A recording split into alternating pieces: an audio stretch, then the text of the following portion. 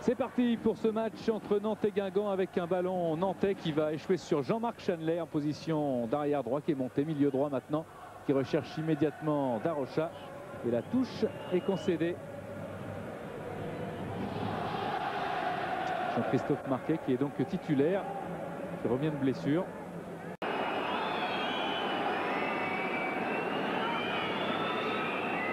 Ouais, c'est quand même lui qui fait la faute le premier. Et là, l'Aspal.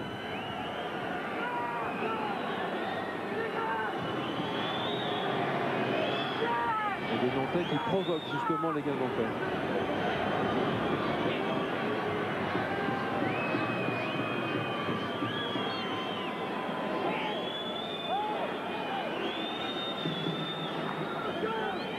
Ndiaye va partir au ras du mur. Coup d'œil d'Ndiaye.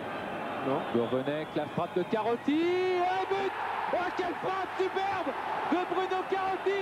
Superbe coup franc transformé par Carotti. Son deuxième but de la saison après celui marqué contre le Racing Club de Strasbourg.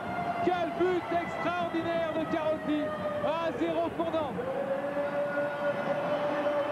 Et je peux vous dire une chose, c'est que Bruno Carotti, tout à l'heure, en partant, il a dit « Je vais essayer de marquer ». Vous savez pourquoi? Parce que depuis le début janvier, il est tout simplement papa d'un petit garçon qui s'appelle Mathieu. Et c'est un petit peu pour son petit garçon qui marque ce soir. Superbe Bruno Carotti, superbe frappe. Jocelyn Gourvenec le décale. Et regardez cette frappe, ce ballon fouetté qui va très vite au ras du poteau. Ronald Thomas peut intervenir à temps. Parce que les joueurs de Guingamp ont du mal à s'approcher quand même de la surface de réparation nantaise. Ça circule bien jusqu'à 25-30 mètres.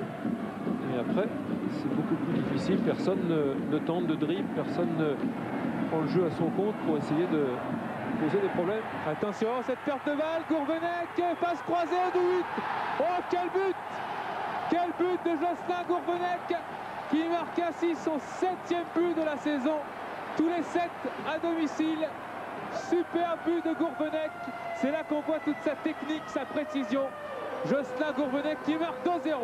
Et oui, c'est le mauvais contrôle de Claude Michel qui profite à Jocelyn Gourvenec qui embarque toute la défense. Et pied gauche qui va frapper au premier poteau. Regardez cette superbe conduite de balle. Pied gauche. Ballon qui se fiche dans la lucarne. Eh bien, on disait que Guingamp avait du mal à s'approcher et à perforer la défense nantaise.